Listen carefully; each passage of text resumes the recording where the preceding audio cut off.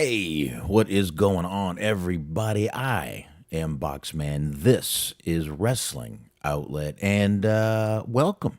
Welcome to the show. It is Thursday night. I am glad you all could make it. And before I get into anything, before I forget, Smart, hopefully, will be coming in a couple minutes here. But I wanted to go ahead and get going. Really want to really quickly just, uh, uh, just say, my thoughts are with the family of Papa Dave Sincere, who passed yesterday. I guess he had bone cancer and passed away. He was a listener of THT back in the day. Used to even stop in for when me and Smark were doing the Dirt Sheet dudes back in the day. He'd stop in every now and then in the chat room back on Mixler. And he actually lived pretty close to me during that ice storm a couple years ago. I actually hit him up, seeing if he needed anything during that time, and because it was horrible around here. I mean, it literally people were without power, without water, some without both. Um, it was pretty bad around here. So definitely want to say my thoughts are with his family, and I just wanted to start with that. I didn't want to forget. I didn't want to get into something else or forget to say that. But yeah, definitely wanted to start with that. So anyway, folks, like I said, Smark hopefully will be coming on in here tonight. He messaged me a little while ago, so I do got a feeling he'll be coming on in. But that's really not an issue right now. I mean, we've got we've got plenty to get into. We had the Tuesday Night Wars on Tuesday night, and boy, I'll tell you, yes, Dirk, Papa Dave, that was definitely how I wanted to start. Like I said, so uh, um, but Tony Khan, on the heels of this Tuesday Night War, is making a complete fool of himself, and we'll definitely. Sorry, I just want to turn my mic down a little bit. We'll definitely get into that a little bit. I'm going to go ahead and start with that. We got a few more things to get into. Billy Corgan making a couple of announcements. Jade Cargill made her sort of debut at Fastlane. She just kind of showed up looking unbelievable. Is the only, I mean, good Lord, unbelievable she looked. And we'll definitely talk about. Oh, there's Mark right there, folks. Give me one sec. I will turn that down while I get Smark on in here. There we go. I've got Smark. Give me one sec, folks. What's up, Smark? Oh, that's going. Oh, not much. Give me one sec. Let me get me off the screen. Let me get you on the screen for a sec. I will get us both in the screen. If you'll just give me a sec, I will even get my camera working again. But at least they've got you there, Smart. They're looking at you. Is looking at There we you. go. Is looking at you, kid. Ah, Nah. There we go. We're both in there. Let me share my screen with you there, Smarky boy. you got it. You don't need that screen. You need this one. Holy crapola. All right. There we go. See, folks, I told you he'd be calling in. See, I knew. It just sometimes takes a while for Smart to remember it's Thursday night. That's Um, right. Smart, I just said a real quick thing on, I don't know if you heard, but Dave Sincere, Papa Dave, passed yesterday. Mm, Yeah, passed away yesterday. So I just started with that real quick. You know who I'm talking about, right? yeah, no, he was on Planet Rec on tour. He, we've talked to him a little bit. He was on, did some high marks. I think I talked to him there once or twice. We had mentioned that Monday on Totally Inappropriate Sports that he wasn't doing too great. He was in the ICU, I believe, at the time. Yeah, and his daughter had posted a GoFundMe, and Mhm. then I mean, like next day, actually, Shaheen hit me up and told me. Yeah, well, I had kind of figured because I had already knew about all that from Monday, and then I saw a tweet from Yuck yesterday, I believe it was, that was his like today's the worst fucking day, and Yeah, I had a man. pretty good idea what he was alluding to. Yeah. yeah, so just wanted to I don't know if you want to like I said, I just, gave thoughts to his family and said something real quick, but I don't know if you want to say anything else or just pick up and move on. I mean, I echo those sentiments. Like you said, he's got a daughter. I believe he's got grandchildren as well. Just the family. It's terrible for them. Like I can only imagine how that has to feel. It's got to be terrible. Like I Yeah. said, I knew him a little bit. He always seemed like a good dude. So Yeah. condolences to everybody. Yeah, most definitely, man. So, I was just talking about Tony Khan a little. I hadn't even got into Tony Khan yet. I was going to we can go ahead and probably kick off with the idiot Tony Khan is, but I was just about to start talking about the Tuesday Night Wars, Smark. Boy, if Lost a we, lot of good men in those Tuesday Night Wars. we lost a lot of good men. Ah, the few, the proud, the many, I the feel like anytime ratings. you say like just Tuesday Night Wars, you just automatically just press a button and fucking Fortunate Son starts playing.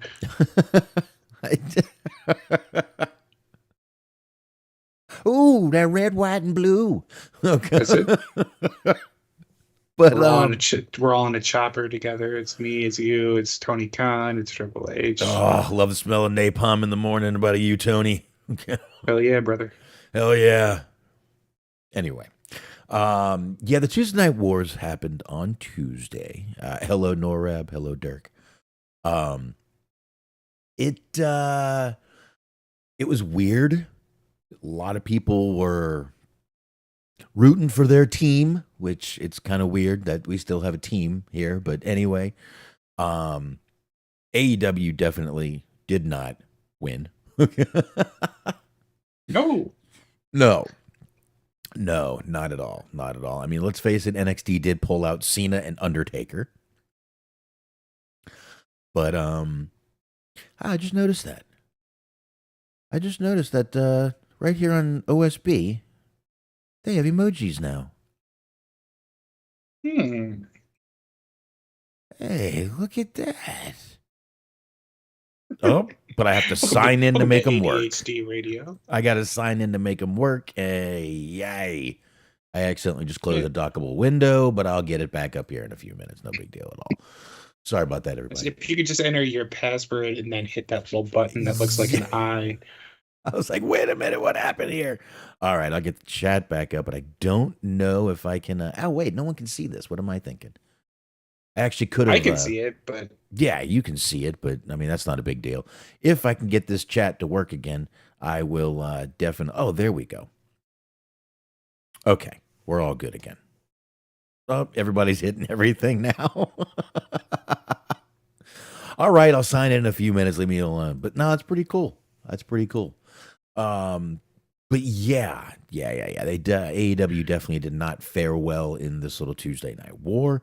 But Spark, I don't know about you, but I gotta tell you, I didn't care who won. I my car doesn't run on who won in the ratings. My bills don't get paid on ratings. I don't know about yours. Do yours? not anymore. Not anymore. I know there was a. I'm. We know about those days, Mark.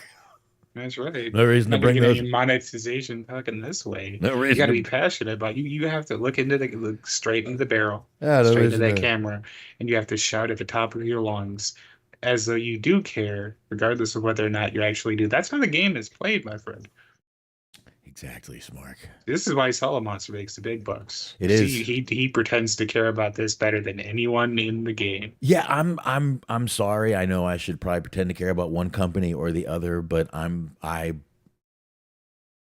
it really doesn't like whoever won wasn't going to pay a bill for me. They're not going to pay my car. They're not going to pay my phone. They're not fucking, like I said, my car doesn't run on ratings winners or ratings at all that I know of. Hmm. That I know of. May, you know what? Maybe I should give it a shot. I'm going to go I think right. that's what those points stand for, right? Because it's like 4.5. That's the rating you need to pull in order to afford your gasoline. Yeah, what I'm going to do is I'm going to go into the gas station and say, listen, I don't have any money, but I don't know if you know this. I think AEW scored higher in the demo this week than NXT. So what does that get me? I It mean, considering you live in the South, probably a shotgun named Dave. probably, probably, yeah. At the gas station I have to go to in the mornings, yeah, the old bait shop, the old bait shop.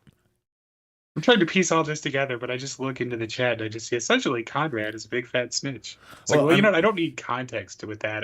I'll take your word. yeah, yeah. Just leave it right there. Just leave it right there. This is more of the K100 drama, folks. My lord, sometimes I'm glad I'm not in the radio business. It just sounds awful. And let's see here. You know what? Fuck it. Billy. All right. So we're talking about that Billy Bahati body booty guy claims that Booty Conrad. warrior. There you go. The booty warrior, Billy. Billy the booty warrior. Thank you. He claims that Conrad told him that it was all just a rumor and innuendo. No, that the producer of the Conan show was telling Conrad that Billy was bad news during Billy's visit at Ric Flair's last match. The fuck is calling me? I have no clue. His visit to Ric Flair, like he didn't actually, he just showed up for a little while. He didn't like stay for the rest of the show. He just visited. And then essentially Conrad is a big fat snitch. However, the Conan producer says that all the thing Billy was revealing were the things that were already discussed on the Conan show. All right, so it's no fucking big deal. And there's the ratings breakdowns for the shows. I'll pull that up real quick. Nice. Since we're getting to talk about this. And this is all leading right into Tony Khan, I promise everybody. Mm-hmm. Because someone has lost their mind. So, wow, that's very unclear. I can't see that very well. So it was basically 960 for NXT, 606, I believe, for Dynamite. Wow, he's got this is the quarter hour breakdowns. It's expensive. Very all nice. right, let's do this the right way here. What do you think? Think of that? Looks good? Look good? Good. All right, so we're going to do that right there, folks. I'm going to bring this down just a little bitty bit here. There we go. Okay. Just didn't want that sitting there. So here we go. It's a little hard to see right there too, isn't it? Let's get these a little bigger for everybody here. So, all right. You got AEW, NXT. We usually don't break these down, but hey, what the hell? Why don't we do it real quick? So NXT, you know what? We don't really have to break it down. NXT for the beginning, it basically kept their viewers. We'll break it down quicker. 991 to 956 in the first quarter. What was that? No, just every time you say break it down, I fight my urge to do a crotch job. So I could. Don't worry about it, Nora. It should be a little. I'm reading it anyway. It's not that big of a deal. So we get the next one. They did have a little drop in the next 15 minutes in the next quarter here. It went down from all the way from the beginning of 991 down to 861, and then they went to 909 the next quarter. And now you can see right here. Well, you guys can't really see, but that's a lot to read. Okay. Fuck it. Fuck it. Let's do it this way. I was trying to get through it quick, and then I'm like, you know what? This isn't right. First quarter, all right, to the beginning of both shows, they started off NXT 991 and AEW started off with 731. So we had the Christian promo to start off, and the Cody Rhodes, what is this here? Cody Rhodes, Ilya Dragunov, and Dominic Mysterio promo. NXT dominated this segment, this quarter. Dominated. 991 to 731. We go to the next quarter, which was Danielson versus Strickland, and it continued into the Jericho Powerhouse Hobbs match. NXT had the Asuka versus Roxanne Perez match. Tyler Bate, Butch, and Ridge Holland and versus Gallus. And again, NXT, folks, I'm not going to keep repeating it. NXT dominated every quarter. Let's just leave it at that. 956 to 655. That is a big jump in 15 minutes from 731 to 655. Pretty big jump. Pretty big jump. So then we go to the last 3 minutes of the Jericho match on AEW, which goes into the Adam Cole Kingdom shit, which gave us the end of the Butch, Ridge Holland, Gallus, and all that shit. We went to a Elia Valkyria video. 861 to 673. So, and AEW got a little bit of a bump at that point. Then we get into the finish of the Phoenix versus Orange Cassidy match. We had Tony Storm video, which I heard that people that were watching on regular TV did not get to see those Tony Storm videos. They played during commercials, is what I was told. I don't know. That also with Dynamite went into Wardlow versus Matt Sydal, which was very fast. And then the Jericho Garcia Menard, the backstage segment with them, Jay White and Adam Page, with the ad break, and then John Cena and Braun Breaker had a live promo with another ad break. But they still kept viewers. 909 to 589. I think a lot of people wanted to see Mr. Cena, is what it seems like with Braun Breaker. Wow. 909 to 589. They went from. I mean, we all want to see John Cena, but we're just not capable. Well, point taken, sir. Point taken. So anyway, you're can't see him, you douchebag. Anyway, let's go ahead here. We go to thank you. we go to Jay White. AEW had Jay White versus Adam Page continuing, and they had picture-in-picture ads and the MJF live promo, which we will definitely be talking about tonight. This went into, let's see, Tony D'Angelo, Lorenzo, Cody Rhodes, they're backstage. Baron Corbin promo, Dominic Mysterio versus Ilya Dragunov with LA Knight as a ref. And this went through picture-in-picture ads also. 958 for NXT, 549. They dipped again. I'm going to go ahead and tell you right now, folks, AEW did not get their viewership back after that third quarter. 45 minutes is about what people really tuned into on that show, and they just leveled off. Smark, if you can see that, they just leveled off. Mm-hmm. NXT still fluctuated up and down. Often to the, we keep going, and AEW was still into the Jay White MJF thing. We had another Tony Storm through some picture-in-picture ads, and we had the last 3 minutes of the Dragunov stuff with Dominic and Cena and Trick Williams. And this also led into Rhea Ripley and a bunch of stuff backstage with Lola Vice and them right there. That 914 to 557, there's your little bump for AEW. This went on to the next quarter hour, so we're at 930 to 945, folks. Shida versus Soraya went through picture-in-picture ads, which led us to the Callis Takeshita promo, which, what the fuck was that? Which led us again to the Lola Vice Chase U segment with Braun Breaker, Paul Heyman backstage, and more Cena Hayes entrance, and there we go with that. So that was 887 to 558 Smark. Then we went back into AEW, so we have 2 of these left, folks, and that's about it. This was the picture-in-picture. Started off with AEW, came back. We had the Acclaim promo and the Christian Cage promo right before the match with Adam Copeland and Luchasaurus.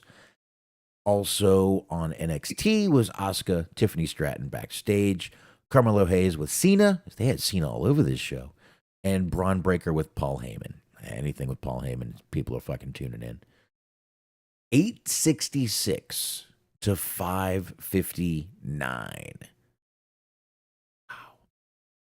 And we had the last hour or the last 15 minutes of the show, folks, 10 to 10:14, because actually the most overrun was with AEW, which actually had a pretty decent overrun to 10:14. That was Adam Copeland and Luchasaurus, and then with the Nick Wayne and all that stuff with Yuta and the BBC Blackpool Combat Club and everything, with Hayes and Braun Breaker ending the NXT show, ending with 960 to 606,000. Wow. Like I said, we don't usually go through ratings, but this is pretty much leading into exactly what Tony Khan has been losing his mind about this whole fucking week. And he has been. And he has been. It started off like early in the day, Mark, okay, where everybody was kind of teasing Tony Khan a little bit, and he put out a little tweet that he had a little message, or everyone was putting out an article that said that Triple H and Shawn Michaels have a message for Tony Khan. Tony Khan put out a little tweet saying he had a message for them. And there it is. Is this an adult? Is this an adult? I technically Bald asshole. Oh my God. You know, and my feeling is, I wonder what would have happened if like anyone in his company had posted a tweet like that. What would he have punished them for that? depends on who and who they're friends with. Yeah, exactly. I wonder. And right after NXT announced that they were going to be commercial free for the first 30 minutes, Tony Khan did it too. He should have nutted up and said first hour. Yeah. Fuck you. Anything you can do, I can do better. Nah. Just be like real petty about it. Be like the first 32 minutes. The first 30 minutes and 30 seconds. God damn it.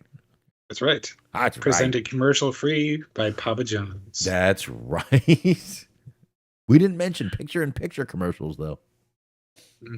I don't think so. But so this is how it all started, folks. So we're all like, uh-oh, this is going to go bad. This is going to go bad. And it did not go much better from here, folks. Literally, Tony Khan has been losing his mind after the ratings came in. It seems like he has been. Even taking a shot at Shawn Michaels. And it's just, this guy is real losing his shit, is what I'm trying to say. I look at this. First of all, look. This picture is great. He's like, whoa, bro. It looks like he's been hanging out with Nick Khan a little bit, or Matt Riddle. Yeah. The benefits of having RVD on your roster. Ah, there you go. There you go. But like I said, we all know they went. Yeah, we all know they went kind of. Yeah, go ahead, buddy. We all know they kind of went and again, people posted this awesome picture.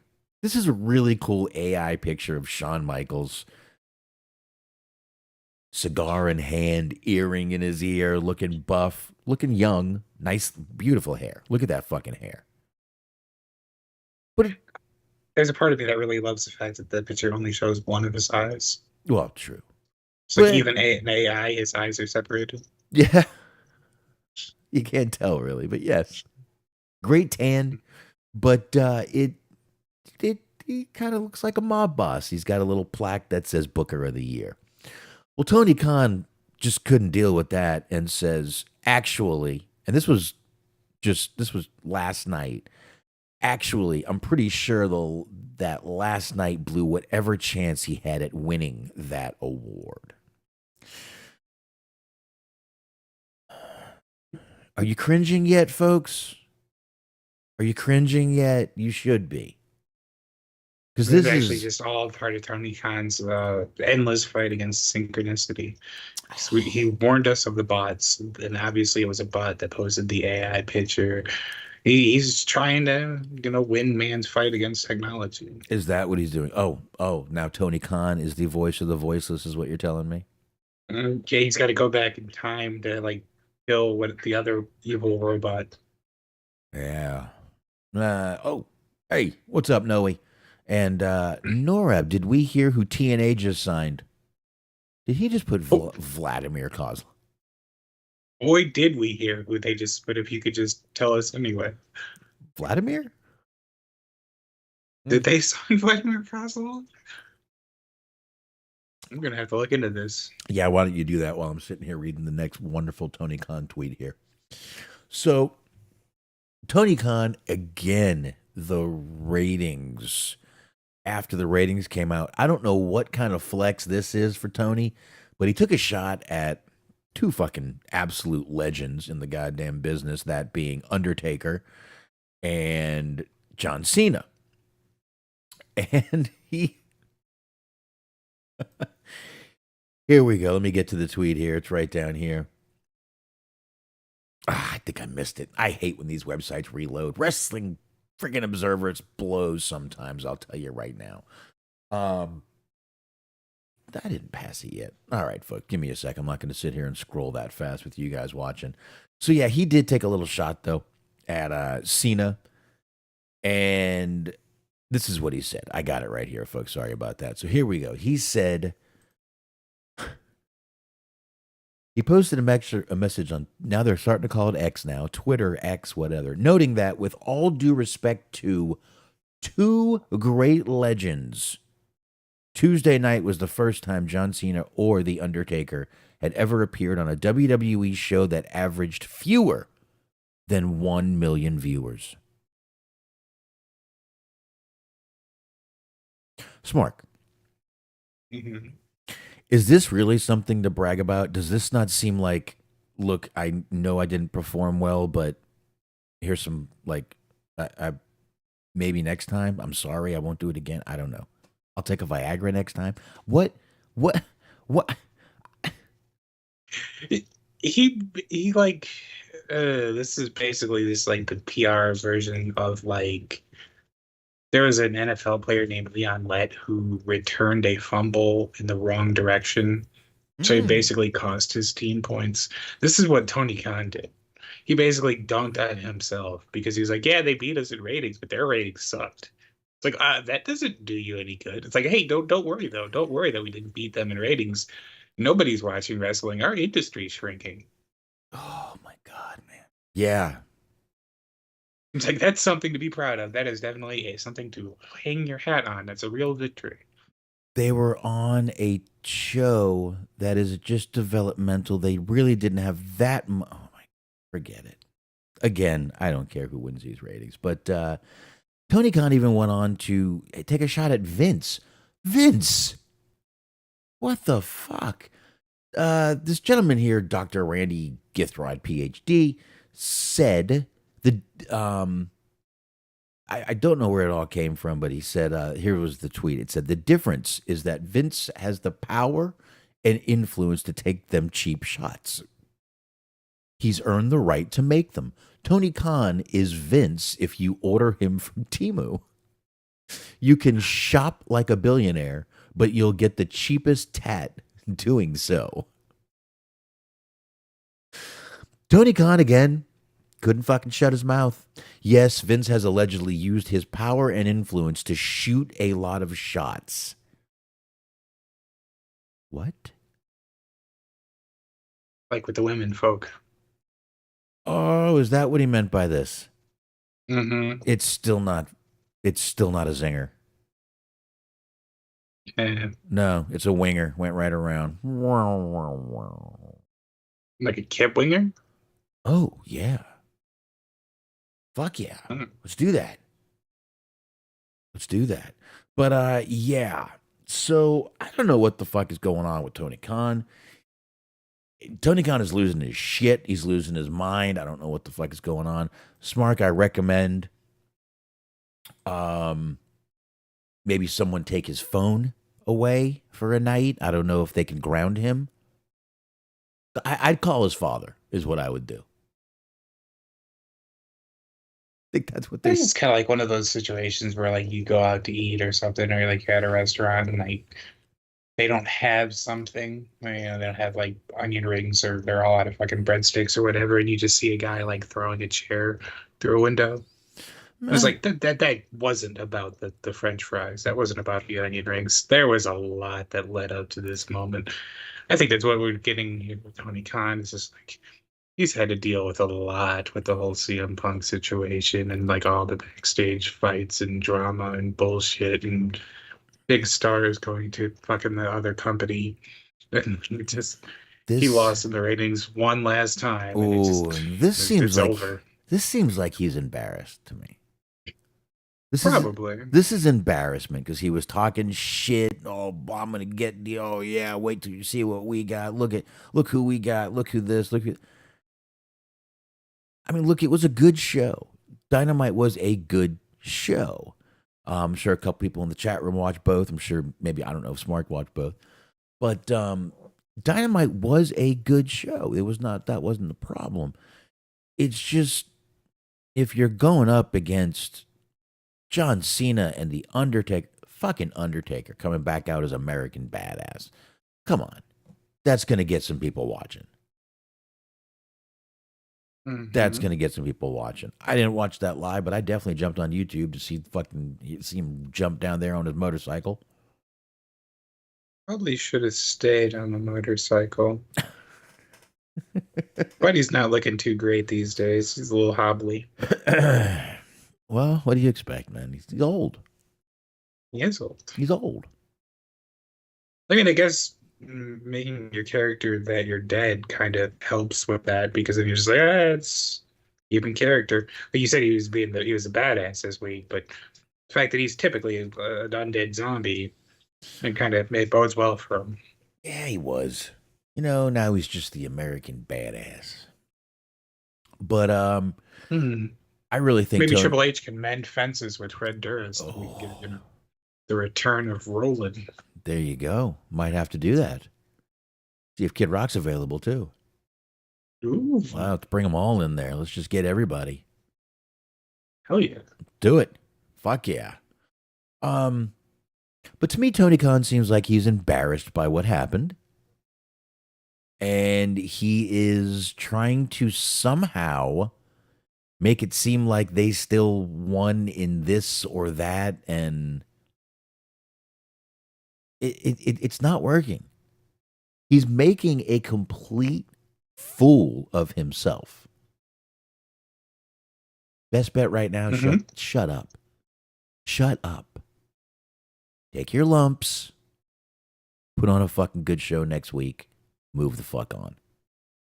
Yeah, pretty much. Yeah. Because I mean, that like you said, the whole thing was like, well, fucking John Cena and the Undertaker aren't as big of draws as they used to be. It's like they still won. Like, sure, they probably aren't, but they still won. Stephen Butler said Braun called Taker an old timer. By the way, Taker is 1 year older than me. Makes me feel old. Oh, don't worry about it, Stephen. You know what? I think you need a motorcycle. We'll call Yeah, you the exactly. dude. Stephen Butler, the Canadian badass. Hmm. I fucking like it, Stephen. Go get you a Harley. Get And you a and motorcycle, date a mm-hmm. woman half your age, Mm-hmm. suddenly become an MMA fighter. These are all things that could help. There you go. I got it, dude. That's it. Stephen Butler, the Canadian badass. Hmm. I fucking love it, man. I'm down. I'm down. We're gonna send him for Tony Khan. Nice. Someone needs to. I don't know. Look, if anybody can hack Tony Khan's phone, just take Twitter off there, please. I mean, I'm not condoning illegal activity, but I'm just saying it might be the best thing to do. I really think he should, like I said, fucking shut up, take your fucking lumps. You're gonna get some fucking shit for this. You could have you could have avoided some by just going, I hope we put on a great show. I hope they put on a great show. It's going to be good for wrestling fans. Over. Done. That's it. No more. No, you had to fucking shoot your mouth off, and now you're trying to save face. Stupid. You blew it, Tony Khan. You blew it. You blew it. I'll just wait till he's probably going to say it was all bots watching NXT. I think it was less that he. I think it was less blue and more blow. That is like the problem. Could be the problem. You blew the blow. Mhm. I don't know, man. I mean, like I said, AEW was definitely a good show. NXT, I did not watch, but it seems like it was a good show from what I've heard. And hey, like I said, it was a pretty decent show. For wrestling, it was a pretty fucking good night. I don't know. And he was still tweeting yesterday on Wednesday, like, "Oh, usually we'd be on the air right now, but look, we're not tonight." But hey, I hope you're still watching. Watching the baseball playoffs because that was what was on instead. I don't know. I mean, Jesus Christ, Tony Khan, or what is? Stop already. He's gonna keep counting ratings. That's what he's gonna do. Tony Khan's gonna. Hey, who watched on Wednesday? Raise your hand. Okay, that's Is he gonna one. demand a recount? Yes, he's demanding a recount. Too many hanging chads about that are just fucking up the ratings. Yeah, I heard there's a there's a rally. There's rating fraud. There's a rally happening very soon. Tony Khan's about to storm the Capitol. There's a recount rally right outside of the NXT, right outside of the NXT building. Tony Khan dressed like a Viking trying to get into the performance center. Yes. Yeah, that's what it's gonna be. Oh, excuse me. Oh, sorry, folks. But yeah, that's probably what it's gonna be right there. He's got a rally plan. He wants a recount. Holy shit. That'd be fucking awesome if he did that. Yeah, just lean into it. Just like fucking like absolutely just be as extra ridiculous as humanly possible. Like that, not that's fake rating. You know, I gotta say, that would not be a fucking bad idea if he went out and became a fucking character and demanded a recount on Wednesday. I would fucking love that. That would be hilarious to me. I don't know how Might many as well. I don't know how many ratings it would get, but boy, would it be funny. As I mean, for our own personal enjoyment, I would quite appreciate it. I can't guarantee it's the most prudent business move, but also neither is spending 48 hours going on a Twitter tirade. Yeah. Oh. Yeah. By the way, Nora was not lying. Kozlov has arrived. That is the strangest fucking signing. Yep, Vladimir Kozlov has arrived. He looks a little. He looks kind of like Batista a little bit, like a little bit like Batista. No tattoos, but Ah, big motherfucker. it's wild. Okay, so he came down. He's watching. I don't even know who's in the ring. Someone or something. He said something on his ass. Jake something. That's his actual name. Oh, okay, that's interesting. It is interesting. Oh, headbutt by Kozlov. All right, we are definitely going to get in trouble for this. Yeah. Well, with no sound, we may not. We may not with the no sound, but I'd rather not. But hey, listen, let's see. Not like he's going to move the needle, but hey, good for. Well, now we don't know that for sure. Okay. Well, Imagine the fucking Tony Khan tweets with Vladimir Kozlov outdraws Dynamite. that oh my god! Just imagine Impact got like this huge bump from Vladimir Kozlov. Oh, Tony Khan would be like, "Damn it! I could have signed this guy.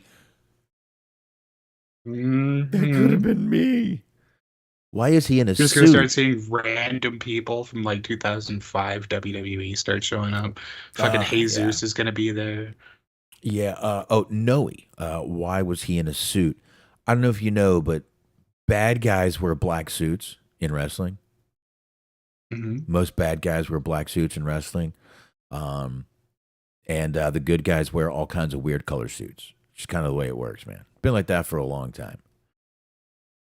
You know, you can even go back to Ric Flair before the Four Horsemen days, actually walking in, cutting promos in suits so much that if you ever watched a Ric Flair video, he actually had fans coming to the arena, young guys dressed in suits like him when it started.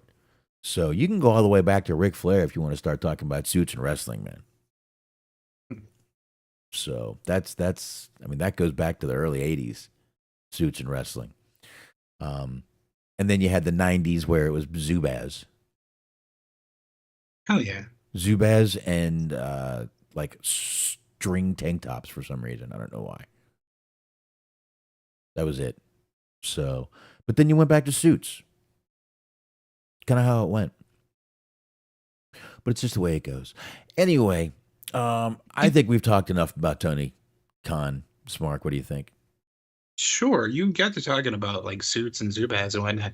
There's a Twitter account that's like mildly interesting that as far as I know, they only do the female wrestlers, but like they show their outfits, like what they wore on that television episode, like whatever the most recent one was, Raw, Dynamite, whatever, and they tell you how much like how much it costs, like how much they paid for it, where you can get it online. Mm-hmm. So it's like it's interesting to see like who is spending ridiculous amounts of money on fucking suits and dresses and things of that nature, and then who's like spending like $80 total. So just like it's fun to see who's frugal and who isn't, and it's like it's really fun because you can kind of draw a parallel between like the more frugal people tend to be the ones that have been fired before. Mm-hmm. So it's like, it makes sense. Yeah, these idiots saving their money. How dare Well, they? that's always the funny thing because it's the funny thing is like they'll show like the people who like the fucking like Natty will end up paying like she puts like it's like $12,000 for like her outfits and shit like that. Like she's never been fired before, but then like Chelsea Green total outfit cost $40, and then it's like it's funny because then it's like it's everybody who hasn't been fired before spends a lot of money on their outfits except for Bailey. Bailey will spend like $35 on an entire outfit. It's like, Really? well, somebody's learned from Foley. Yeah. Yeah. Wow, this is amazing. What's going on here? Yeah, Mick Foley, Edge, Christian, they both save their money from what we've been told. Mm-hmm. So them too, but hey, good for them. Mm. Not sure what's going on here with chat. I don't know if I'm in or out, but I think I'm in. I can't see it, so you might be out. No, I'm in. Just don't know. I think I am. I signed in. And now it's doing some weird stuff, but I think it's logging me in. Ooh, actually, I think it's. I think it's about to show the going on here. Yeah, Mick Foley, Shit. Edge, Christian, they both save their money from what Now it's showing what us we've been told. YouTube Mm-hmm. on there. So that's interesting. Mm-hmm. I can hear myself. I can hear you. There's a different timeline now, I don't think alternate the. dimensions. I guess that's what it does now. Is it logs you in here, and I cannot see. There's the chat. Boy, that sucks. Let me just take that out of there for a minute. Oh my gosh. Wow. They fucked that up pretty bad, I guess. I'm not sure I have any idea what it is that's happening at the moment. Me neither. But you know what? I just put the old chat room back on. You know what though? Let's go from talking about one Tony to another Tony. How about that? How about Tony Schiavone? The tiger? Nope. Schiavone. Tony Schiavone is going to receive the 2024 Gordon Soley Award. How's that, folks? He sure will. The George Tragos Luthez Professional Wrestling Hall of Fame made the announcement that the 65-year-old will be the fourth person to be honored with the Gordon Soley Award. Their announcement came right here today. The George Dragos Luthez Professional Wrestling Hall of Fame announced that Tony Schiavone will be receiving the prestigious 2024 Gordon Soley Award. The Gordon Soley Award is given to individuals who exhibit excellence in the field of wrestling commentary, embodying Soley's commitment to the craft. Schiavone also gave a little comment on how good it was. He said, "I am honored to be this year's recipient of the Gordon Soley Award. It is truly a thrill to be named next to Jim Ross and Gordon Soley and Conrad Thompson." Hold on, hold on, I tripped my mouth a little bit. Thanks to the Hall of Fame, and thank you to all wrestling fans throughout the years. Oh.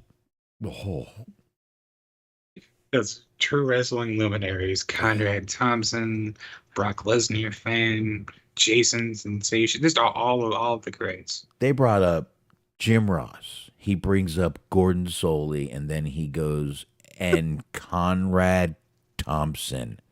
Yes, we needed a fucking grifter in here, didn't we? all the greats in wrestling: Antonio Inoki, Bobby Heenan, the piss shit milk guy from the WWE Performance Center.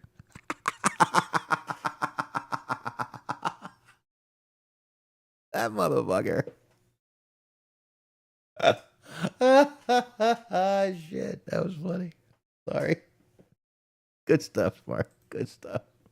There you go. Anyway, congratulations. I can't even talk now. Congratulations to Tony Schiavone. Nora, I don't know how Conrad got that award. I don't have a clue.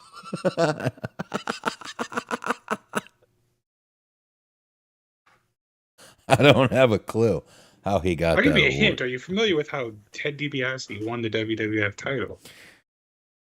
You ever hear that song "Push It and Pull It" by Kamala?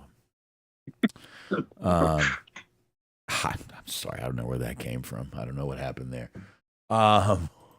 Anyway. Yes, continue reading on. I'm going to be thinking about Conrad being fucked by the Brooklyn Brawlers. Bearskin rug. Mhm. For the IYH listeners out there, bearskin rug.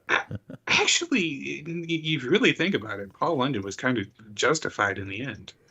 Because he spent 2 years talking about the fucking Vince McMahon fucking people on a bearskin rug, and we all just thought he was nuts. Yeah. And then fast forward to 2021, 2022, it's well, he was right the entire time. Ain't that fucking amazing? Ain't it amazing? All right. So anyway, another person we love talking about on this show for some reason, Smark. I don't know why. Eric Bischoff. Mm-hmm. So if you remember last week, we talked about Booker T saying that they should ban people like Meltzer and Alvarez because he doesn't like what they do. He thinks they're actually more of a hindrance on the business than anything. Well, seems like Eric Bischoff actually is kind of on the same side here. Eric Bischoff actually called the media insiders a cancer to the wrestling business. And I'm not usually on Team Bischoff here, but might have a point here. Obviously, he's no fan. It says right here, Eric Bischoff is this coming from Wrestling Inc. As you can see, Eric Bischoff is no fan of the Wrestling Observer newsletter Dave Meltzer and Brian Alvarez on the latest edition of 83 Weeks while discussing Christian Cage's heated exchange with the latter at the AEW Wrestle Dream press scrum. He criticized the journalist for having what Bischoff believes to be a negative effect on the wrestling business. So here we go.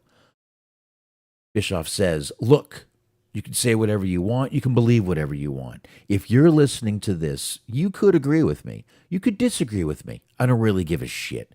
To be honest, I don't really give a shit, to be honest. But Alvarez and Meltzer are cancer to the wrestling business. Um, and he does keep going a little bit. Um, he said, "What's more?" Bischoff said, or he said, "This is going to sound bizarre, but I'm probably more supportive of Phil Brooks, CM Punk, in terms of why things went south in AEW, because I do think Meltzer and Alvarez are minimally at least half responsible for that, and Tony Khan gets the other half because he didn't manage it." Um, I can't disagree. I This is kind of what I mean. We've never really called Meltzer and Alvarez a cancer to the wrestling business. Let's face it; they put out news that we talk about every fucking week.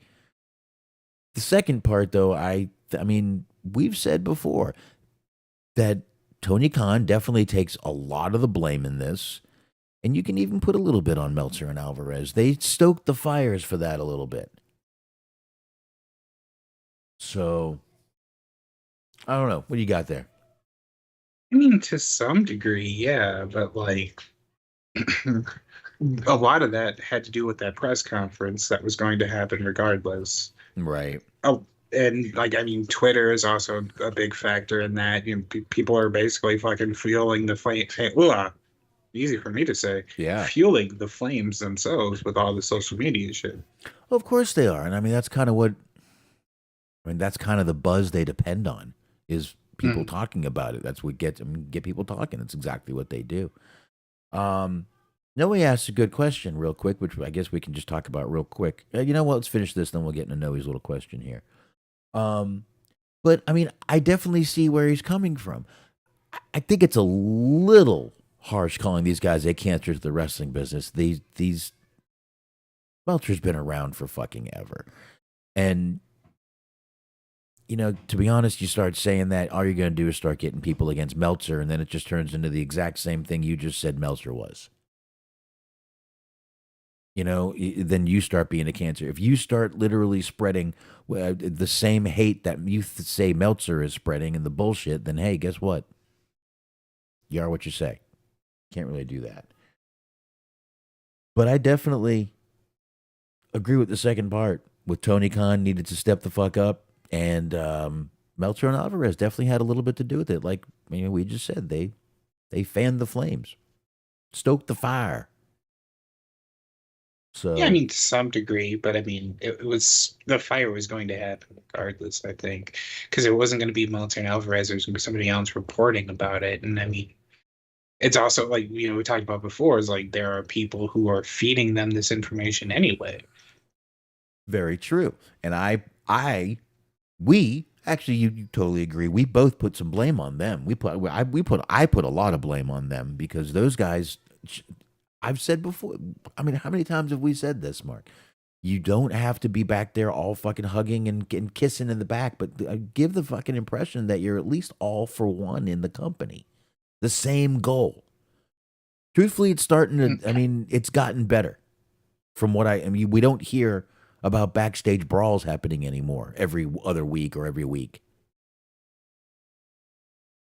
Right. Yeah, I mean, I kind of think some of that though is like Tony Khan has to know the climate. Tony Khan has to know that like things like this, if they happen, they're going to be all over the news sites and all of like the podcasts and all the YouTube channels and all that's going to talk about it.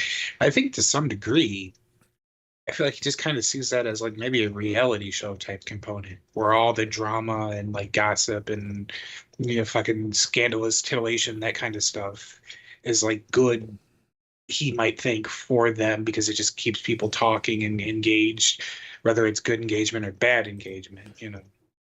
See, and this is something we talked about. I don't believe in this day and age that any press is good press.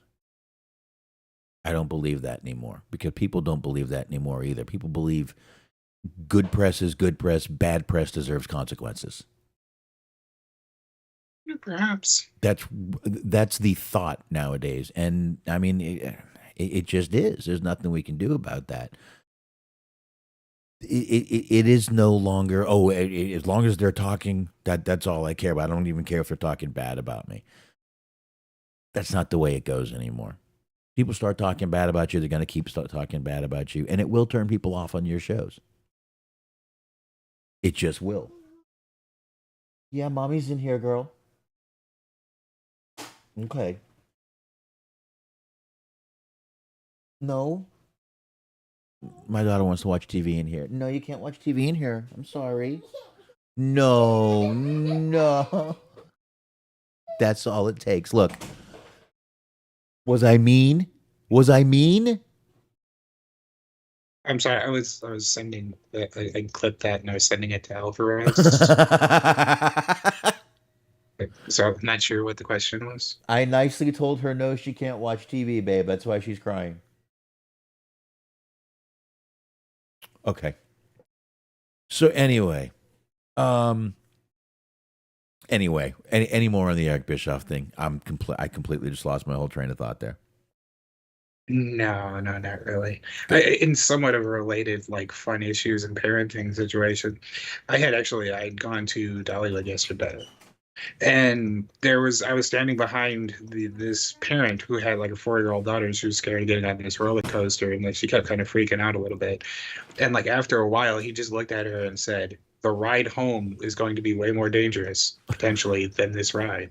And I was like, "Okay, cool. She's not scared of the roller coaster now, but now every time she gets in the car, she's going to be She's terrified." gonna be terrified now of a car. I don't think Wonderful. you made the wise long-term decision. You just like terrify your daughter's never going to drive now because she's going to be terrified of the road. Oh my gosh. Which is true because you have to drive through fucking Knoxville. And Knoxville is a scary place to be sometimes. Yeah. In terms of traffic, it's not like a dangerous area by any stretch of the imagination, but just motherfuckers don't know how to drive. Oh, anywhere could be dangerous around here. But all right. Noe asked a question. He says, with everything going on right now, do we think any wrestlers will be overseas? WWE has a Saudi Arabia thing planned. I don't see them canceling. They have been over in the middle of wars before. I don't think, I mean, that's got really nothing to do right now with the war anyway, but yeah, those guys will be over there, over in Saudi Arabia. Um, I have heard and been honestly been trying not to watch a lot of the things going on over in Israel, but it's kind of hard not to with Israel and Pakistan. And I'll say it's pretty tough to hear what's going on over there. Mm-hmm. There's some really really tough stories. I mean, these reporters, you got Fox and CNN and ABC. Their reporters are all having to dive into ditches and shit. That poor woman for CNN had to dive into a ditch and was you could see the cameras on her face. She's terrified, absolutely terrified. So it's horrible what's going on right now over there, man. It really, really is. And hey, anyone who happens to be listening, if they're over there, stay strong, man. I really don't know what else to say, but just some of the stories you hear, I just can't fathom how a human being could do that to another human being. It doesn't compute in my brain how I'm not wired that way. I don't know what else to say. Um, Tony Khan, Norab's got a little thing here about Tony Khan. He did a little interview today. Let's see. He was asked a few things about the CM Punk situation. We can read this real quick. Honestly, I've got to watch my daughter tomorrow, so I'm not going into work. So I got a little extra time tonight. I'm all right. So Tony Khan claims that I can't believe we're talking about Tony Khan again. Tony Khan claims that the Punk thing at Wembley was the most dangerous situation in his life. Yeah. Yep. That was the most dangerous thing he's ever been in his life. Question: is it indeed the most dangerous situation you've ever found yourself in backstage? Yes or no? Khan, without a doubt, 100%. Yes. And then another question: did you indeed fear for your life, or was that performative? Khan: yes, I was scared as hell for a moment there. Now, we did read that Punk grabbed him and kind of lifted him up a little bit, a little bit. That's the most dangerous situation there's ever been in. That says something. That says a little something there. So anyway, that was in the chat. I figured I'd read it. He took time to type it and all that stuff. What do you need? Your earbuds. I put them here yesterday. Get to the bottom of this. Anyway, I just wanted to see how that was going to transpire. What? But yes, I mean that's what happens when you grow up rich. That you're being somewhat threatened by a rather unsuccessful former UFC fighter. Yeah, but I mean, Tony Khan doesn't look like he's even been in a fight with a pillow. This is true. I mean, I bet he's never even been snapped with a towel before in the fucking locker room. Probably not. I mean, that fucking hurts. That's a dangerous situation right there sometimes. One grabs him by the collar and he just starts yelling, "Dad, the help is revolted." Obviously, he went to private school. Well, when the butler hears this, you're going to be in trouble, Philip. Shit, I went to 1 year of private school. It was the worst fucking year of my life. Worst year of my life. I am a public school kid. I believe it. Yeah, private school is absolutely awful. I mean, kids in general are terrible, but like, I could imagine rich kids are like the biggest fucking sociopaths you could possibly deal with. Yeah, and who knew they were completely anti-Semitic? In North Carolina, of all places. It charts. Yeah, it really does. It charts. I was young. I didn't know. I was young. I really didn't know. I will. I really want to get the movie show back going again. So that's going to be. There's a movie I want to talk about that actually kind of hits home with all that I went through in 7th grade. So I will be doing that in the next couple of weeks here. But anyway, let's go ahead and get back into it. We got a couple more little news stories to get into here. Not a lot. One of them I'm only going to spend a couple minutes on. But here's something. NWA has announced, yes, NWA and Billy Corgan has announced that they have a new official territory based in Ohio. Those of you who think Vince McMahon is hearing the word territory and licking his lips, I think you're right. Somebody say territory. That's the master plan. This territory doesn't even exist. Corgan's trying to get Vince to buy him out. Well, it does now. I'm saying he announced it, but Yeah. It's not actually like a real territory. I think he just made up a territory and hopes Vince would offer him money for it. That's how he's going to get out of this. It seems like that might be what he's doing here. I don't know, but it was during an Exodus Pro event. Corgan made the announcement while being accompanied by EC3. He is their champion. Of course.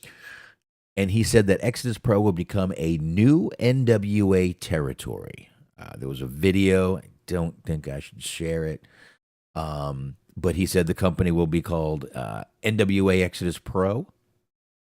And he says, so what does that mean in real terms? The NWA Exodus Pro brand from Cleveland, Ohio will now represent NWA champions coming to town. And there you go. So that's it right there. You got him and EC3. I guess we could play it. This is kind of a news article, right? Yeah. Company will be called NWA Exodus Pro. Wow. So what does that mean in real terms? The NWA Exodus Pro brand from Cleveland, Ohio will now represent NWA champions coming to town.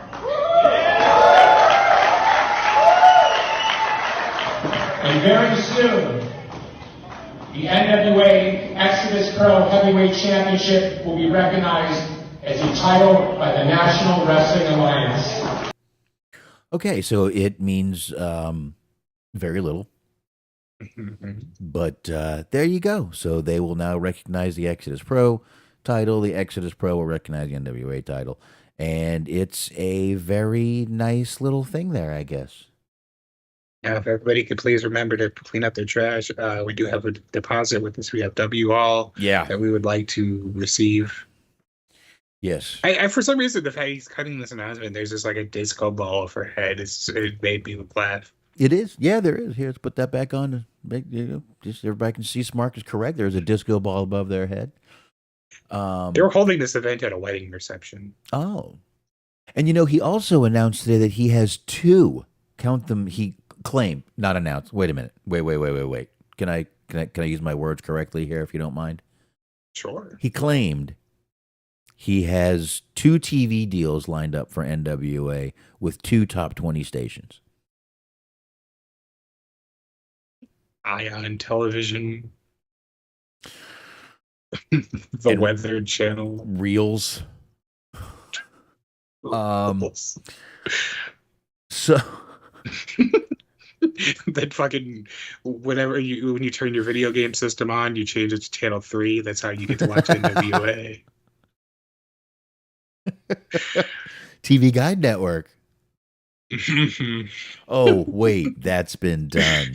They've got an exclusive contract with like the TV station that plays when you turn the television on in the hotel room. Yeah, I forgot. Oh, there you go. Oh, the television commercials in the hotel. The hotel commercials. Whoa, look at that hunk of meat. Where did you get that? Downstairs at the restaurant. Oh, that's a big piece of prime rib. Was that at the steakhouse downstairs? EC3 reminding people of like how much mini bar prices cost. Don't use that silly we mini hope bar. you're enjoying this match, but please make sure to stop on by tomorrow morning from 7 to 10 for free continental breakfast. There you go. Hey, speaking of a continental breakfast. Ooh, intercontinental breakfast. Well, I would use her as a continental breakfast. Jade Cargill did appear at AEW Fastlane. That is not a great picture. This picture is much clearer of her. Again, this woman is built like a goddamn comic book superhero. She looks like fucking Storm. X-Men. I mean, that's WWE. Oh, I'm glad you actually mentioned WWE Fastlane. Because I made the mistake of watching some of it. Oh, did you see this part? Yeah, actually, I did see this part where because they showed basically they talked about how she was like the biggest, most in demand free agent and how stoked they were to sign her and how they decided to debut her by just showing her hanging out backstage with Triple H, which was a weird choice. But for whatever reason, every time they would do a instant replay during matches, there was a car sound effect, like a race car sound effect. There was an ungodly amount of instant replays. So just every 20 fucking seconds or so, you would just hear, and it was just whoever was responsible for that, they need to be left behind when they go to Saudi Arabia. I know they started that a while ago because I remember me and Shaheen making fun of it. Like I literally downloaded the sound effect and played it, and by the end of the show, he was ready to kill me. It was the worst fucking thing. I'm not even trying to be funny. Like, it was genuinely one of the most annoying things because you just every time you started to enjoy the show, they just fucking hammered you with it. Oh wow, that's crazy, man. That is fucking nuts. But like I said, they've done this for a while, and get used to it. I guess they're not going to stop doing it. So, but yeah, so you did get to see Miss Cargill, and yeah, listen, They are going to make a huge star of her, and she deserves it, man. She really does. I mean, she just, again, she looks like a star. She looks like money. I can't take my eyes off her. But anyway, I will. I will. I will close this and I will close the screen. And now, Spark, another thing that people have been talking about, and we've even been talking about, is the Von Erich movie, The Iron Claw. Yeah. They did finally put out a quick little, there it is right there. Quick little video, right, or a picture of what right there. Obviously, this has, you see right here, Zac Efron, Jeremy Allen White, Iris Dickinson, Maura Turney. I like her. Stanley Simmons, and a couple others. I don't feel like naming names anymore. I'm done. But this definitely looks good. They actually did share a trailer. If you guys want to go to YouTube and watch that, I would play it, but that would definitely get us in some trouble. But this is pretty much going to be a very good thing to go watch. I believe December 22nd was the date, Mark. I believe so. Yeah, I believe it is December 2023, and I think it was December 22nd. Because if there isn't a more heartwarming family story around Christmas time, it's the Von Erich. You know, bad thing about Gather everybody around for a tale of tragedy. Oh. You know, I know the ending. Anyway, I know how this is going to end. I think we all do. Me like you did for Lincoln. Oh, there you go. This is going to be good, and I'll tell you what it's going to do. I guarantee that first night, that Texas market is going to put this fucking movie up there. That Texas market's going to love this movie. I'm telling you, man, you can still, to this day, someone who knows absolutely nothing about wrestling, if they want to try to really quickly get to know you, then, you know, kind of like bond with you that, hey, you ever heard of the Von Erichs? Yeah, a little bit. Yeah. Doesn't matter how long they haven't watched wrestling. You ever heard of the Von Erichs? Yeah, once or twice. But I'll just look at them and say that we're a Freebirds family. Ooh, I'll be checking that out though. I will be checking that out. That I'd definitely probably watch it too, I guess. Definitely looks like a good movie. So, from here,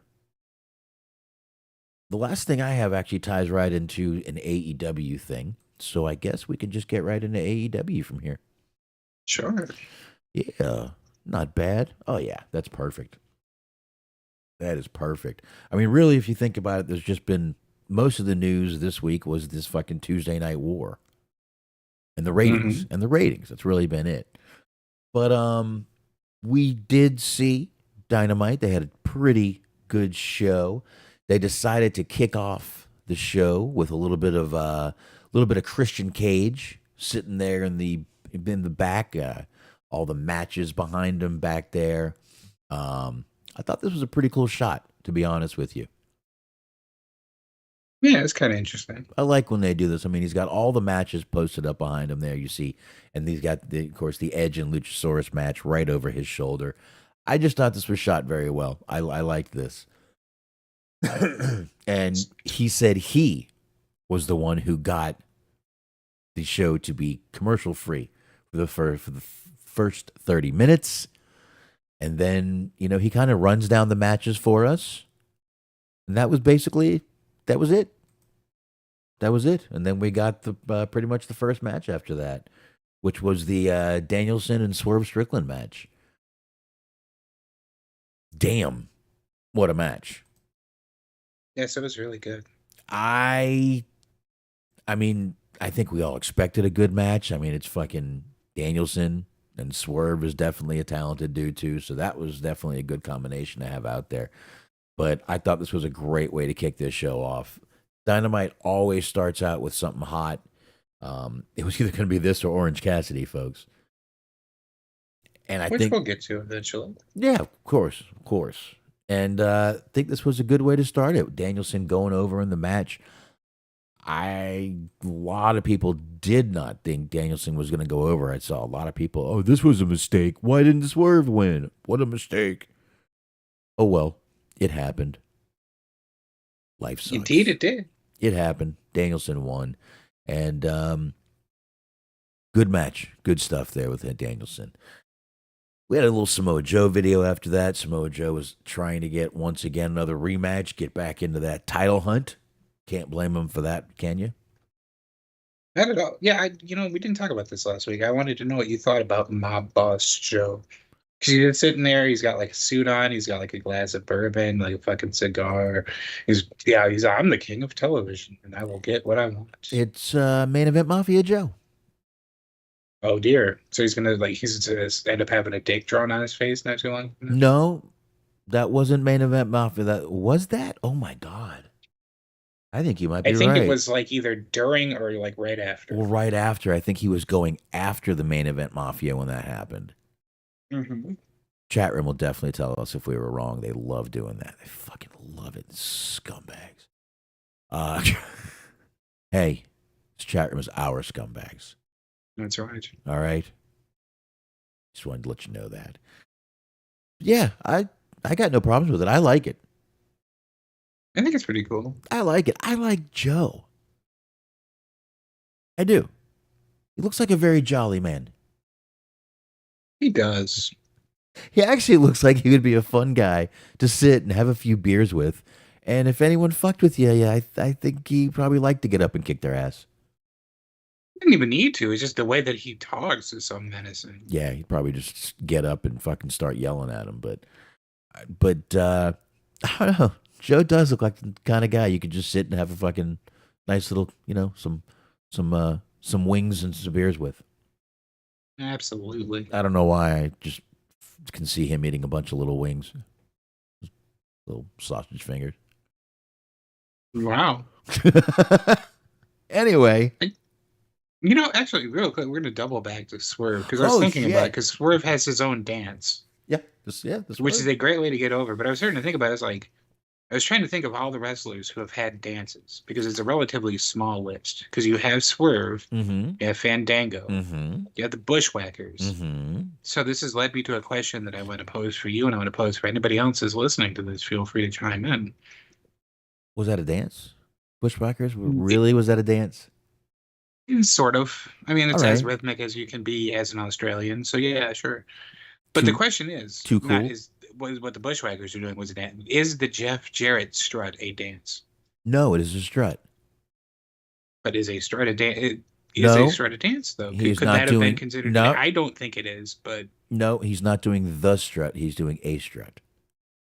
He is not. This is interesting. There's a big difference there. Very big difference there. Too cool. Not a wrestler, but a wrestling faction. They all danced separately. Well, they dance, but they have their own dance. Because I mean, I guess the worm, but like people were doing the worm. No, I mean, bring Grandmaster Sexay. He did the Thriller dance on the way to the ring. They had a little bit of a shuffle going on. But I mean, I'm talking about like their own unique dance.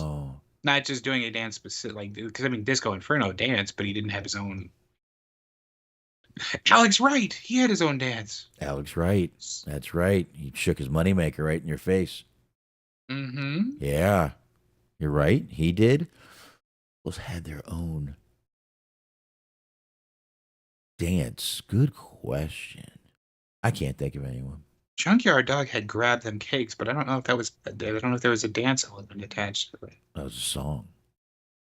Vince McMahon, stand back. Oh my God, that was wonderful. I guess you could say Shane has a dance he does. He does the same thing every time. He does a shuffle. I guess it counts. Shane O'Mac shuffle. But I mean, dances a little bit. Guess you could. I guess that would be one. But yeah, it's not a huge list. Needs to be more dancing in wrestling. Got to be more dancing in wrestling. Got to be, man. So, anyway, Powerhouse Hobbs came down, beat Chris Jericho's ass with the world's strongest slam. And man, this guy is built like a fucking. He's wide. He's big. He's not just like the bodybuilder muscular type. He's just huge. I mean, when he was walking down to the ring, they showed this camera shot, and you could see his back. And it's like, this guy's got a bigger back than fucking Hulk Hogan. Hogan's got a big fucking wide back. But this dude, man, I just don't know how it's taken them so long to figure out what to do with a guy like this. I don't get it. But putting him with Don Callis probably is the best thing for him right now. Yeah, like we were saying, it's a big step up from fucking being managed by QT Marshall. But then that's the question, though, is like, was this tactically a good decision? And I guess we know now because we know what the ratings were, but like, was having 2 squash matches the best idea for the night when you're going up against NXT? This was a little longer than a squash. I think it went through a picture-in-picture. Yeah, I mean, kind of. I mean, lengthwise, but like he basically just like annihilated Jericho more or less but I mean, like, and with this one, it makes more sense to me than the Wardlow one, just because it's like, okay, he's doing it to Jericho, so it's like it has a certain, I guess, significance to it that just like beating Matt Sydal or Griff Garrison doesn't. So it's like I could see the point in doing it in this instance, but there was, like I said, there was 2 of them. Yeah. I mean, luckily they weren't back to back, but they were very close together. Yeah, it definitely, like I said, they tried to lengthen this one, but they just made Hobbs what he should be. He should have been a dominant force in this match. Sure. And I thought that's what they were doing with him. I didn't really consider this a squash. I just considered Hobbs to be dominant in the match. That's fair. Yeah, that's what I would say. So then we had Roddy and the Kingdom at their little home in the middle of nowhere, and they decided to make Adam Cole on his little knee scooter mow the lawn. Yep. And they're all sitting there watching him. Then they're talking about a giraffe and how they have neck health. Oh my God. I'm getting fucking old. And their neck strength is what they were talking about. There's no Wi-Fi or TVs in the house.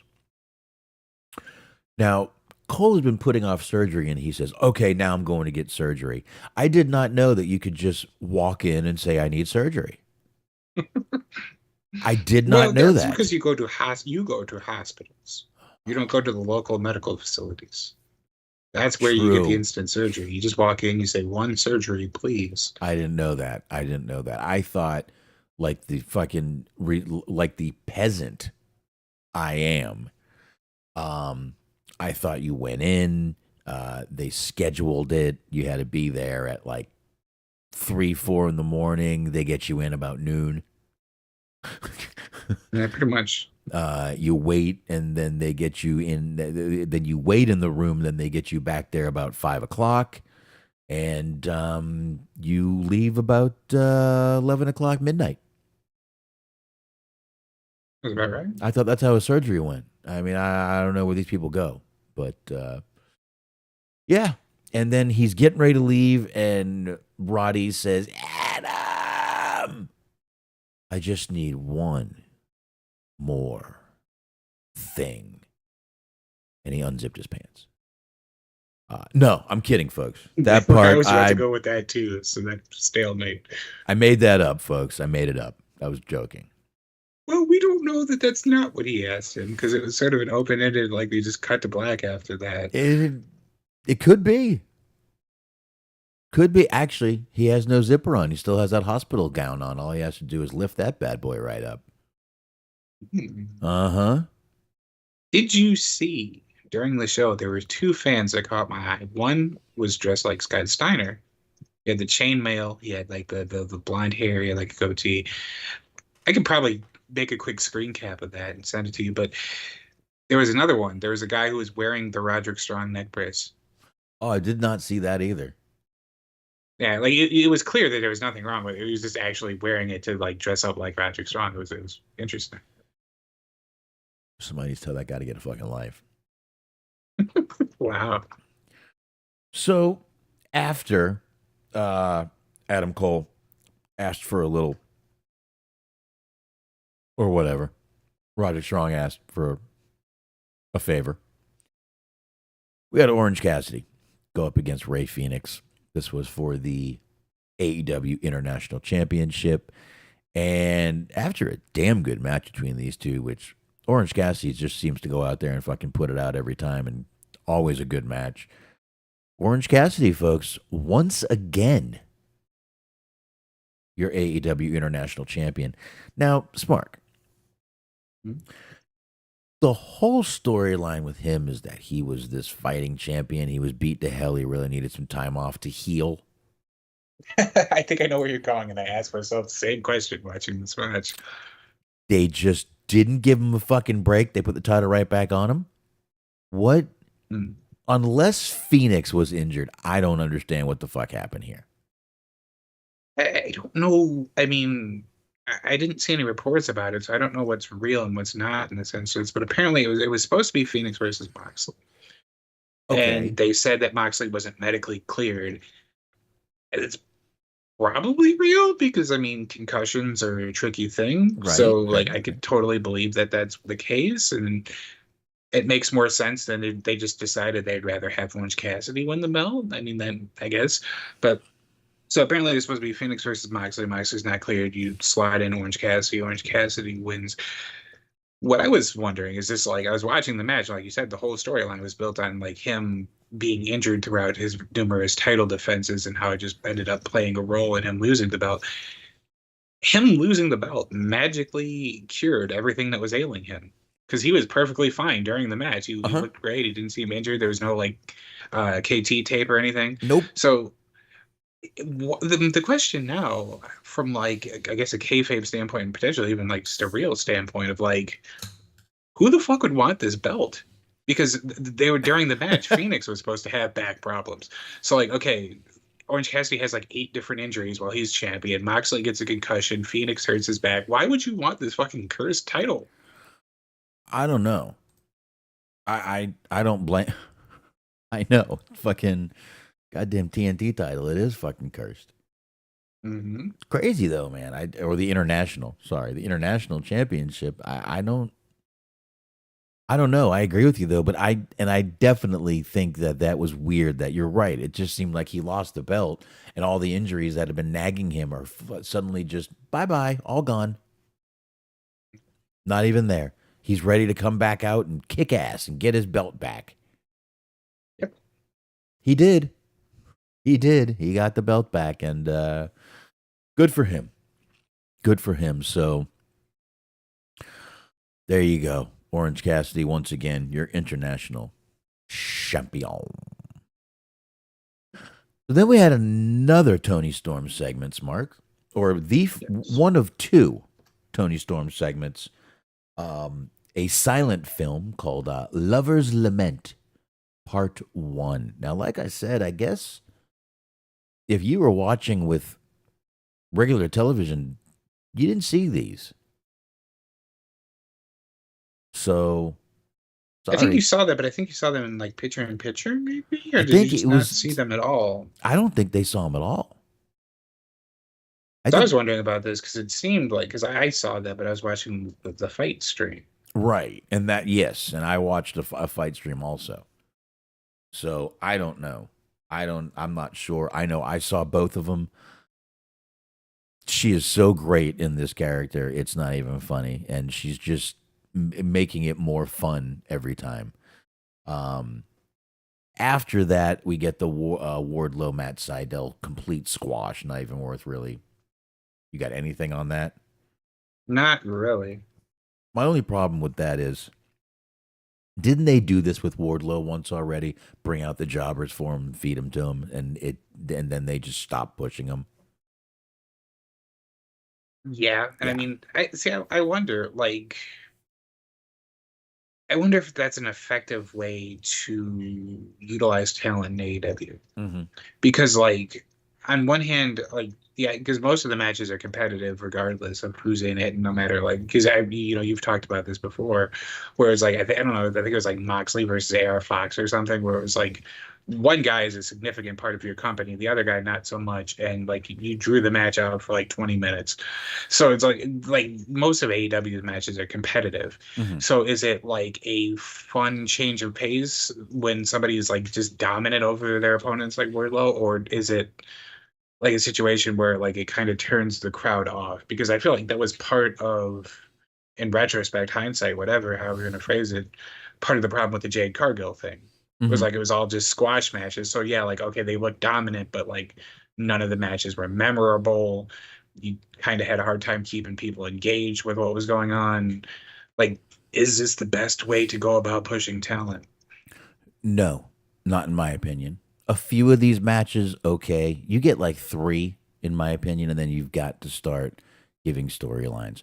The one complaint we had about Jade Cargill, listen, I have nothing to complain about with that woman, but she never had a feud, an actual feud that had fucking meat to it, that was a good storyline that you could follow and go, okay, this is going to be 2 or 3 4 weeks. It never happened. She never had it. It was all just open challenges and all right, I'll fight you. All right, I'll fight you. All right, you're backstage, I'll fight you too. That was it. But there was never a real storyline, a real feud. It just never happened. And I think that if they don't start getting Wardlow into a real storyline soon, the crowd's not going to give a shit if he squashes fucking anybody. You could bring fucking Undertaker back for him to squash. And I don't think the crowd would give a fuck. Right. I know that wouldn't happen, folks. Please don't, don't hurt me. So after that, Smark, I guess we got to get into this. So Jay White and Hangman Page had a match. Jay White ended up winning. Now Jay White still has the Triple B, folks. Don't forget that. He stole it last week. So after the match, MJF comes out. Now I blew through the match because the match was not the problem anywhere in this segment. MJF comes out and he asks Jay, hey, look, do the right thing. Give me back my title. And Jay says he won't, and tells MJF, listen, if you can find 3 people that you can deal with, you can face Bullet Club Gold. So after this, Juice starts talking. Juice Robinson. Mm-hmm. He's talking, and he's about to end what he says, which a lot of times doesn't make much sense. I really gotta be honest. It doesn't. But he tells MJF he's got a surprise for him. And he pulls out a roll of quarters with MJF's name written on them. Just Friedman, his real last name.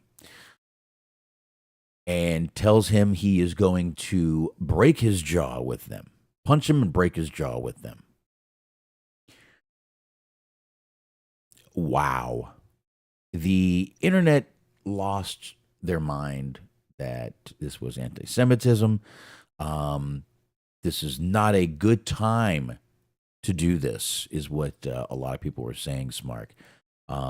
This even started to get into some of the actual, like, news sites. Even TMZ Sports actually ran an article on it here. If you give me a second, I'll pop it up for you. TMZ Sports actually ran an article on it here. Now, oops, I hit the wrong button, folks. I'll go back to it in just a second. My one issue with the article is a little bit of the way it's worded here. slammed for anti-Semitic storyline amid war in Israel. Now you see the same picture I had posted is right here, and they tell you what just happened. Now you see Friedman's name written on it. Now he did MJF's Mark, if you remember, told a story a couple months back about how people used to throw quarters at him and say, "Pick it up, Jew boy, pick it up." Remember that? That's not exactly what Juice Robinson said. And MJF is playing into this. I would think this was all okayed by MJF. I don't think he'd have a problem with this. But he is playing right into this, though. Look at this. He put out a thing, and he screamed pretty loudly at Juice Robinson, "You hit me with those quarters, I'll end your life, you piece of shit." And then he took to Twitter, and he said, "Tonight, that piece of shit, Juice Robinson, decided to bring up a story from my childhood that has left me scared. I'm glad he did it. Or I'm glad he did. He brought awareness to something we've all gone through in one way, shape, or form in our lives. On behalf of anyone who's been bullied for," and then it kept going, and I didn't pull it up. But it says here, you see, MJF speaks for Stand Up to Jewish Hate. And that'll be Thursday, October 12th at 10 a.m. This looks like he's actually speaking somewhere. Yeah, Gillette Stadium, that's New England. Right. On a Thursday, though, at 10 a.m.? Where the Patriots play. Yeah, I don't know. Wow. Well, now I want to pull this up and see if he gives me an explanation. If you'll excuse me for a second, folks, you can do this in real time. We got this. Okay. So, one form of our lives, on behalf of anyone who's been bullied for being different in any capacity, I look forward to leaving him scared too. I also look forward to this Thursday, Stand Up to Jewish Hate. Cool. Let's just see what that's going to be all about. Now, I really don't think. Now, again, my other problem is the fact that people were saying that this is only during this time. So if you're upset about it now, would it have been right at any other time? Or just because there's something going on in Israel, now is just a bad time to do it? I'm very confused right now. Yeah, I don't really know what to say about it. I mean, just everybody has their own sensibilities. I get what you're saying, though. Is like, because when is the right time for anti-Semitism? You know what I mean? Like, not exactly like that, but it's like, okay, like there's a good time for this. Like there's a time when it's funny. No. But like, yeah, it's just like, I don't know, just different people have different sensibilities. I could see the point right now where, like, as heated as things are at the moment, it might not be the best time to do this.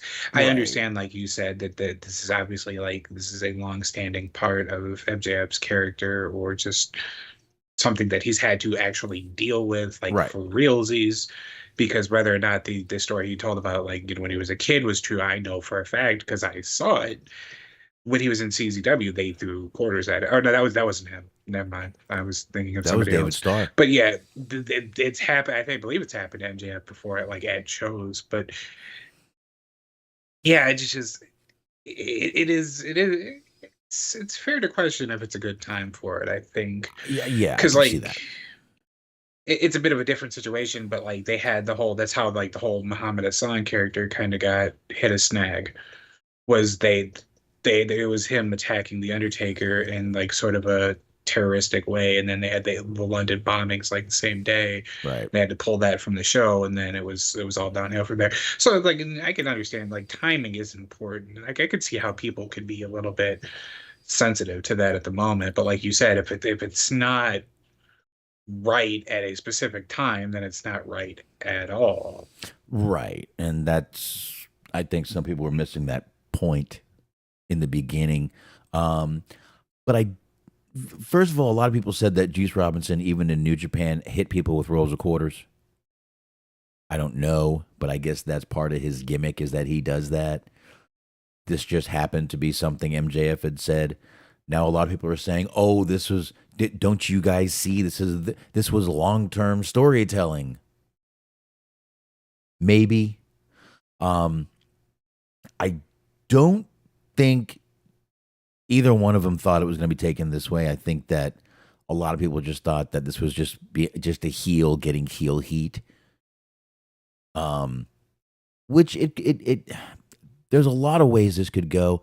I personally, when I first watched it, I didn't take it as being anti-Semitic.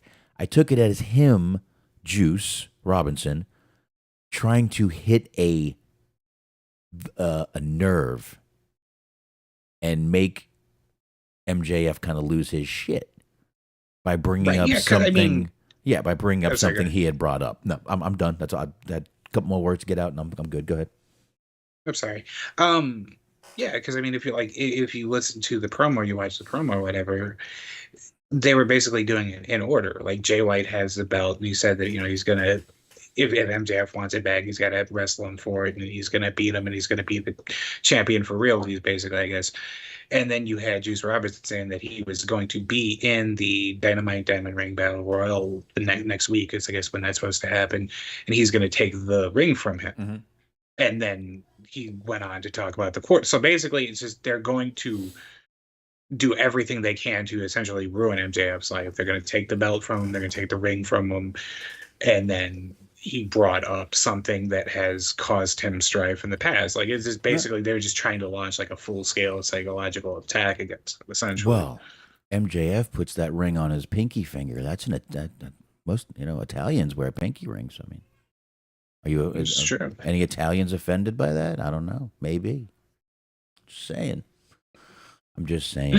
Honestly, I did not take it as anti-Semitic. He didn't say, "I'm going to throw quarters at you and make them pick them up." He said, "I'm going to punch your fucking jaw and break it." And a roll of quarters is a damn good thing to have in your hand when you fucking punch someone in the jaw if you are going to break it. So I didn't take it that way. And I'm not going to sit here and go, me being the Jewish man in the bunch. No, it's got nothing to do with that. I just personally didn't take it like that when I first saw it. I understood why MJF got pissed, and I think MJF's going to roll with it, and that's exactly what he is doing. Right. That's exactly what he is doing. And I think that a lot of people should realize MJF probably appreciates heel work like this. Sure. You may not you personally, Smark. I'm not speaking to you. I'm just saying a lot of people out there may not, but I think he does. I think he does. So, but you have any more on that? No, not necessarily. It is always interesting because to see like where people do draw the line at. Like different people have different sensibilities, but that's the kind of thing is like you want storylines. Most people tend to want storylines that are a little bit more provocative or like a little bit more based in reality. But then when things like that happen, you call upon people's experience or like their background. Sometimes people tend to pull back, so it's interesting. Yeah, this is the edgy TV everybody says they want back. WWE's going back to TV 14. Fuck yeah. Oh, really? Really? Yeah. Let's see how that would fucking go. Let's see how that would go. After that segment, though, we had the Lover's Lament Part 2. Another great video where she made out with herself.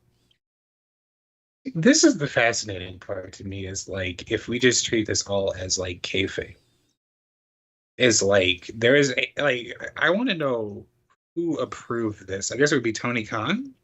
Because like, okay, there's a woman who is like, you're saying it in character, is like mentally ill.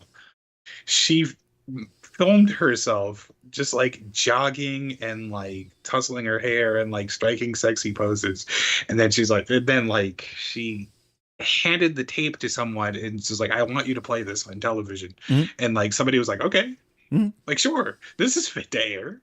Yeah, like no, like it's a great segment, but like I was just thinking like just the technical, like who approved this? Who did she go to?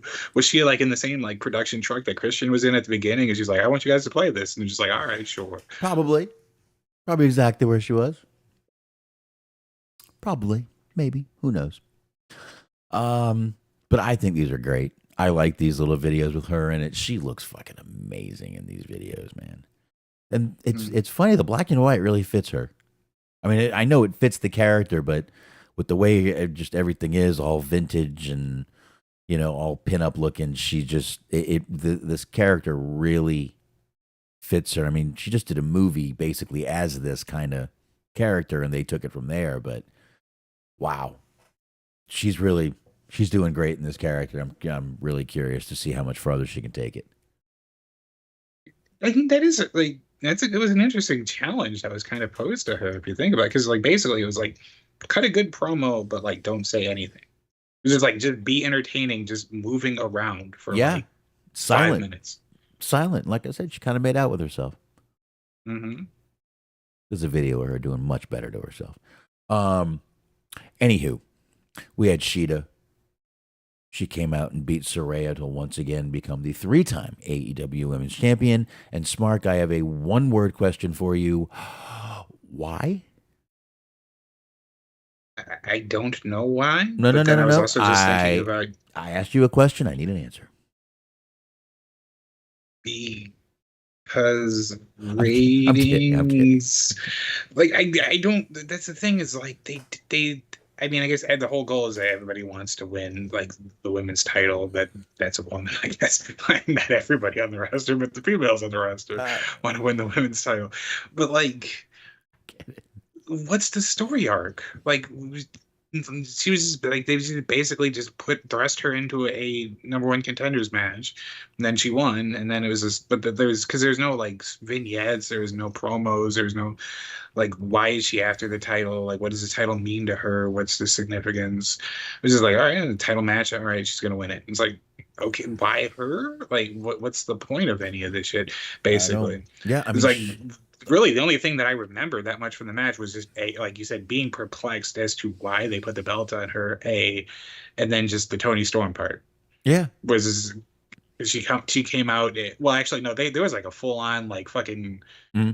I don't know if it was supposed to be because of the whole gimmick or whatever, but like it was like kind of some Home Alone type shit where you had Ruby come out and she was like in like a ski mask and like a black suit, like a fucking cat burglar. Mm-hmm. And she tried to spray Sheeta, and then Toni Storm like thwarted her nefarious tactics and beat her with a shoe and then chased her barefoot like halfway through the arena. So that was interesting.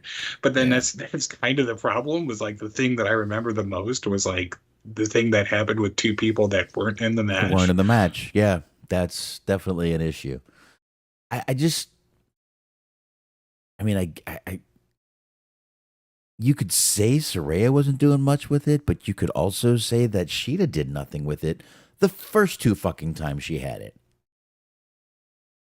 So well, and that's what we were talking about before when we were talking about the whole Jade Cargill thing. I was saying was like they don't do much in terms of compelling storylines or angles in the women's division. No, like again, the Toni Storm thing is great, but like that's one person basically just by themselves. I mean, being wildly entertaining, but literally just being by themselves without anybody else's, not even talking about anybody. And then like, and that's entertaining, but like there's nothing going on with the women's champion. There's no like feuds in the division. Just a whole lot of nothing going on. Really? It is. It's very slow. It's almost like lethargic when you get into it. So I don't know. I thought it was a baffling call. I mean, like I said, you could say, oh, well, Saraya wasn't doing shit with it. Well, neither did fucking Sheeta. It's like, it doesn't matter. Who was the last like good? Was it like Britt Baker? That was like the last like sort of good women's champion. Because I mean, like Thunder Rosa had it, but like she didn't really have that great of feuds, and then she like got injured, so you had to get rid of it, and like went to Toni Storm, and Sheeta, Britt. It like basically just carousel of the title. Britt was probably the best one out of all of them. Which,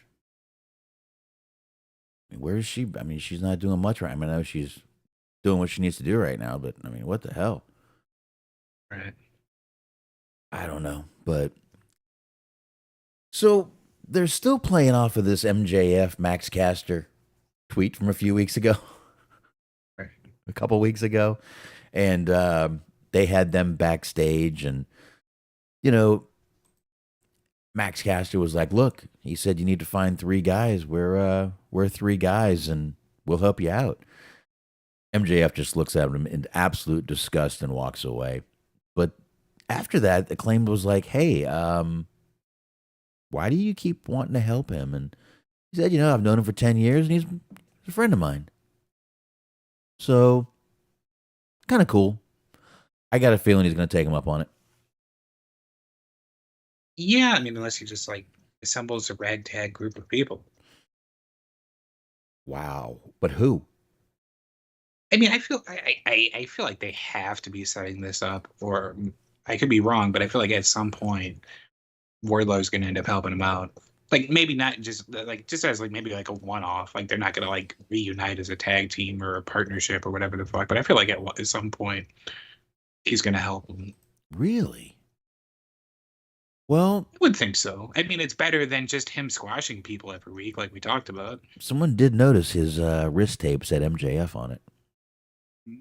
So, well, we'll see. We'll see. But speaking of awesomeness, Christian came out next. And he was out there to basically introduce Luchasaurus and have his match against Adam Copeland. A lot of Adams in this fucking company, man. Christian says that the reason Adam Copeland wants to team up with him is because Adam needs him, but he doesn't need him.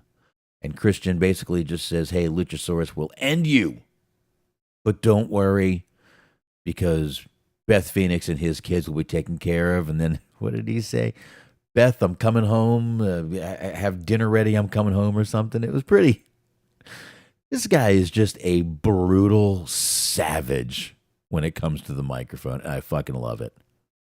Mm-hmm. He's the dad.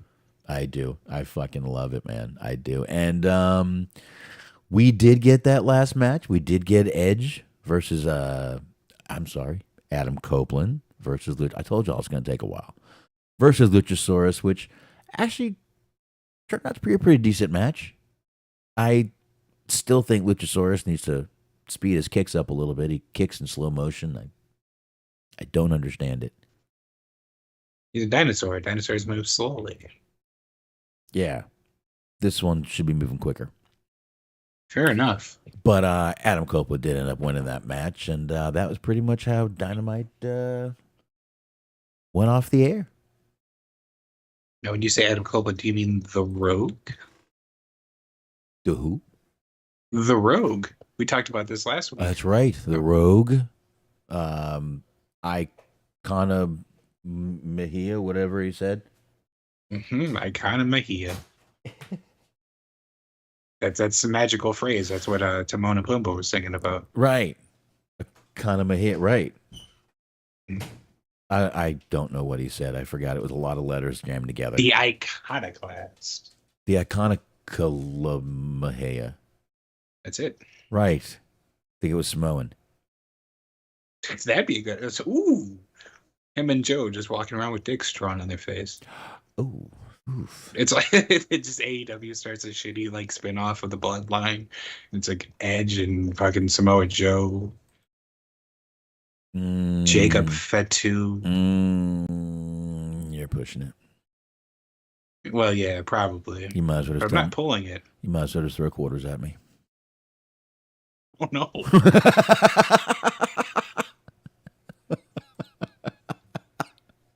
Okay, don't. Do you think that would like add a little bit of levity to the situation if like what's his name?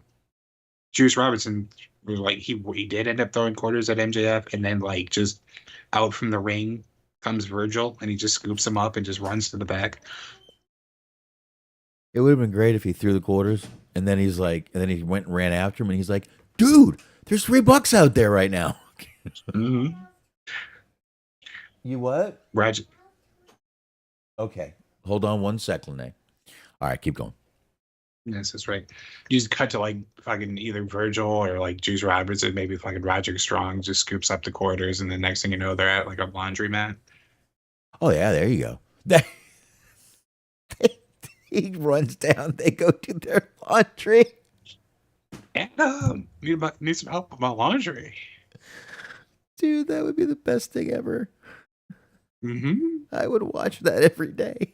That's it. Hold on. All right. I guess we should go ahead. Do you have anything else, man? Not at all. Well, then I think we should wrap this bad boy up. We've got, I think, everything we could talked about, everything we didn't need to talk about, we didn't fucking mention. And trust me, there was a lot more this week, but want to trim it down to let everyone know that Tony Khan is making a complete fool of himself out there on Twitter. And listen, just stay tuned. I'm sure there'll be a lot more by next week coming out because Tony Khan can't just say, hey, NXT put on a great show. So did we. NXT was the better show. Right. Humbleness is not in this man's tool shed of emotions or feelings, whatever you want to say. So, all right. On that note, folks, thank you everyone for coming on in. Thanks everyone for listening. Thank you, thank you. And on that note, see ya. Yeah.